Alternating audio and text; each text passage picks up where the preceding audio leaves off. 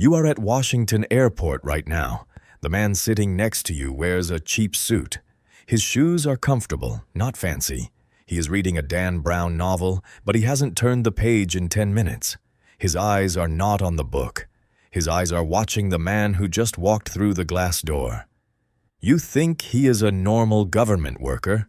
Maybe you are right, but maybe, just maybe, he is an operations officer for the CIA. Maybe he is a station chief in Beirut, and maybe the salary he gets and the price he pays. No one will tell you. Level 1, the trainee, the one who doesn't know why he is here. Salary, $54,000 to $54,000 and to $65,000 per year. Day 1. It's raining in Virginia. You stand in front of a concrete gate with no sign. Your phone was taken from you an hour ago. You told your wife you are on a work trip for administrative analysis. She believes you. Or maybe she doesn't, but she has learned not to ask. The farm is what everyone calls this place, but it's not really a farm. It's a training camp. Gray buildings, barbed wire that doesn't look like barbed wire from far away. In the first week, you learn how to lie to a lie detector. It's an art. Your heart beats normally while you say, "I have never sold secrets to the Russians." The problem is, you have never sold secrets to the Russians. But the lie detector doesn't care about facts. It cares about nerves, and your nerves betray you. Half of the trainees fail here, not because they are traitors, because they are afraid. And in this world, fear is worse than betrayal. Betrayal can be bought or blackmailed. Fear is contagious. The ones who stay, the other half, learn strange skills after 6 months. How to make someone betray their friend in just 3 sentences. How to walk behind a target for 4 hours without them ever looking back. How to vomit quietly after a fake interrogation session, then come back and ask for more. At the end of the first year, there is a small certification party. No family, no friends, just a cheap bottle of bourbon and 6 people who survived. One of them will cry in the bathroom. You will never talk about it. The term you will remember from this level. Vespers, not evening prayer. It's the secret happy hour after work. Attendance is not required, but the ones who are absent never show up in group photos later. The hidden price. Your wife has started to suspect. Not cheating, but lying. You lie to her every day about administrative analysis. She is not stupid, but she has chosen to be brave. Or maybe she has chosen to be blind. You will never know. Level 2, Operations Officer, the one who buys traitors and sells loyalty salary.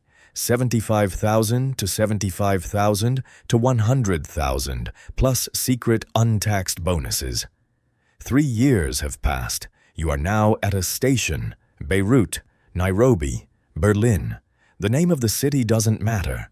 What matters is you are not in Washington. You are completely alone. Morning. You wake up in an apartment with rented furniture. Your second passport has a name your own mother doesn't know. You put on a local suit. Not expensive, not cheap, not noticeable. Then you drive a used Japanese car to work. What is work? Work is sitting in a crowded cafe, drinking bitter Turkish coffee and waiting. A man wearing sunglasses in winter comes, sits at your table without permission and says, "I can destroy my life for you, but I want $1 million. This is the source. Not a professional spy. He is a local defense ministry employee, in debt. His wife is sick, and he has pride hiding behind a nervous smile. You call this mice. Money, ideology, coercion, ego. These are the 4 keys to betrayal. The problem, you don't know if this man was sent by the local intelligence agency to test you. Is he honest, or is he a trap? You will never know. You just bet your life on your gut. Evening, you go back to the apartment. You write a report. The report starts with the bottom line. BLUF in agency language. Your boss at Langley doesn't want to read your exciting story. He wants to know, is this man honest or not? In 1 sentence, you write, the source is probably honest. 70% chance. I recommend moving forward. Moving forward means I will give him money. I will receive a document. I will risk my life and the agency's reputation on the word of a man in debt. Night. Before sleeping, you call your wife on a secure line. You tell her you are fine. You lie. Not just about where you are, but about how you feel. You are not fine. You are sitting alone in a strange apartment, knowing that at least 10 men in this city want to know your real name. The term you will remember from this level. Rumint, short for rumor intelligence. The gossip you hear in the hallways. Who will be fired? Who will be the next station chief? Who in the agency is a double agent? 90% of this gossip is lies, but the other 10% might save your life or destroy it. The hidden price. Your wife divorced you, not because she found a mistress, because she found a stranger. A man who sleeps in his clothes, wakes up from nightmares and screams a woman's name, Olga, a Russian source she knows nothing about. The court said, irreconcilable differences. You say, I am a soldier in a war no one knows about. She says, you are a professional liar. You told me not to trust you, so I didn't. Level 3, Senior Officer / Station Chief, the boss of the ones who watch salary, 130,000 to 130,000 to 165,000 per year. 10 years. You are now in your 40s.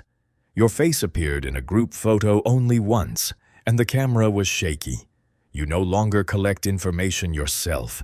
You manage a team, 7 officers, each responsible for 5 sources. You are responsible for all of them. Now you drive a black Mercedes. The name on the registration is not your name. Your driver doesn't know your real name. You attend Vespers, but you no longer drink.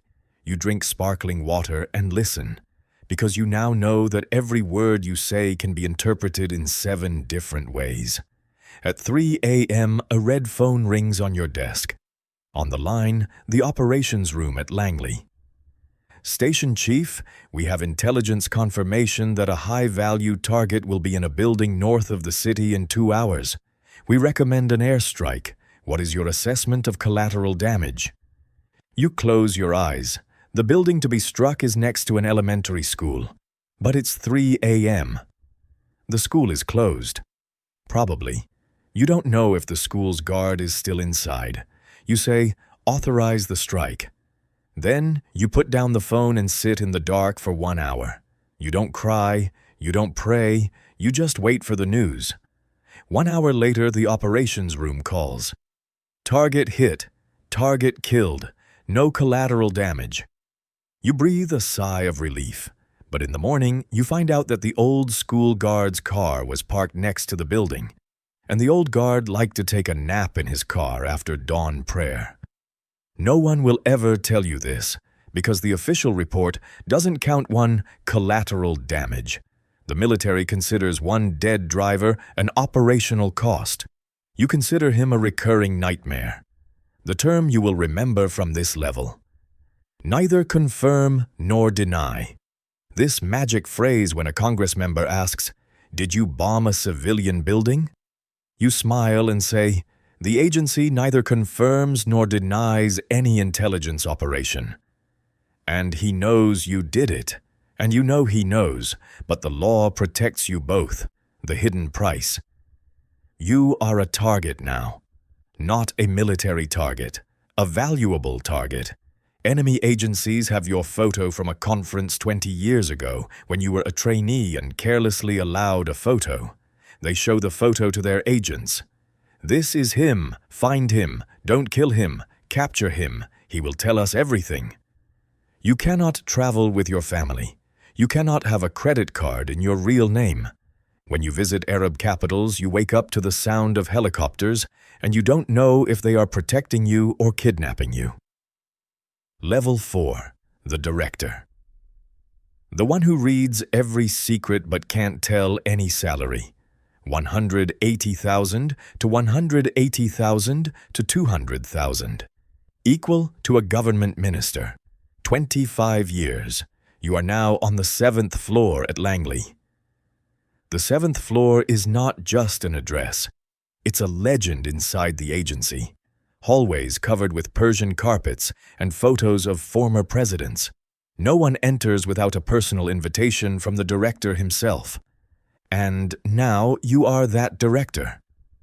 At 4:30 a.m., you stand in front of the mirror tying your tie, not because anyone will see the mirror, but because the habit has become blood. Your black car takes you to a building with no name, but its guards salute you like a king.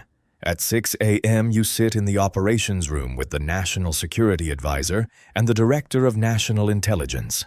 On the table, the President's Daily Brief, PDB, a summary of the 7 most dangerous secrets in the world every morning. Secret number 1, North Korea has developed a new missile. Not important. Secret number 2, the Russian president has a serious illness. Also not important. Secret number 3, an Al-Qaeda agent is planning an attack on a U.S. embassy within a month. Important, but not the most important. The last secret, which you write with your own hand, is, a spy inside the White House, close to the president, has been selling documents to hostile agencies for 3 years. His name, after verifying with 3 sources, is...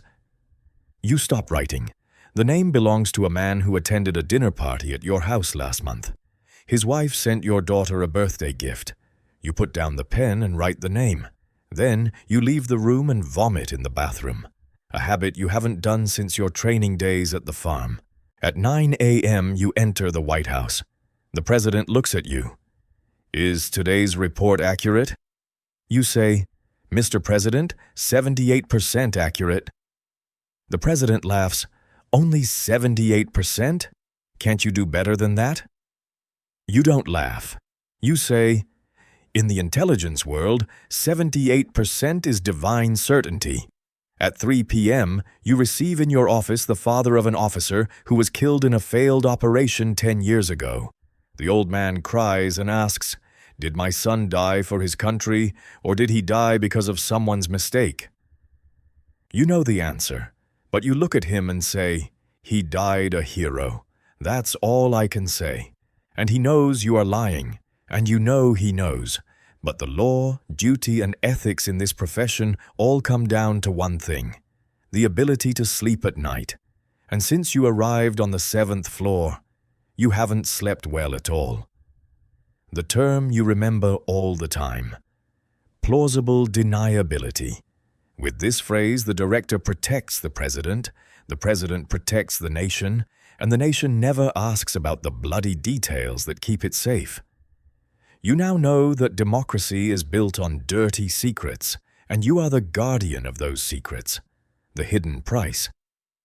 You know secrets you cannot share with any living human, not with your therapist, translated by the agency, of course, not with your priest, who might be legally required to report certain secrets, not even with your second wife, who still believes you are a retired government worker. Your little grandson asks, Grandpa, what did you do for work? You look at him with eyes that have seen things no human can see and stay sane. You smile and say, I was just a simple employee, my love. Just a very simple employee. Then you go to the bathroom and close the door for 10 minutes. No one knows what you do in there. Even you don't know exactly. Maybe you cry. Maybe you pray. Maybe you just wait for the red phone to ring and free you from this crushing silence. Ending, the one who has nothing left to lose. From the trainee who was afraid of the lie detector, to the operations officer who was afraid of marriage, to the station chief who learned not to fear death, to the director who is afraid of the mirror. The question is not, how much do they get paid? The real question is, how much of your soul will you sell for that salary? And how much of you will remain at the end? A declassified report from years ago said that a senior agency officer wrote in his personal diary one day before retirement, I finished my service. I came home. I saw the marital bed I hadn't slept in for 2 decades. I sat on a chair in the corner and cried. I didn't know why I cried. Because I survived? Because I didn't die a hero? Or because I discovered I have no real friends outside the agency? This is the U.S. intelligence ladder. Every higher step gives you more secrets and takes more of your life. And at the top, you find a man sitting alone in a fancy office and no one dares ask him, "Are you okay?" Because everyone knows the answer. Question of the video. If you dare to answer, do you really want to climb this ladder? Or are you happy, for the first time in your life, to just be a normal person whose boss doesn't know secrets about your wife? Think before you answer, because someone might be listening.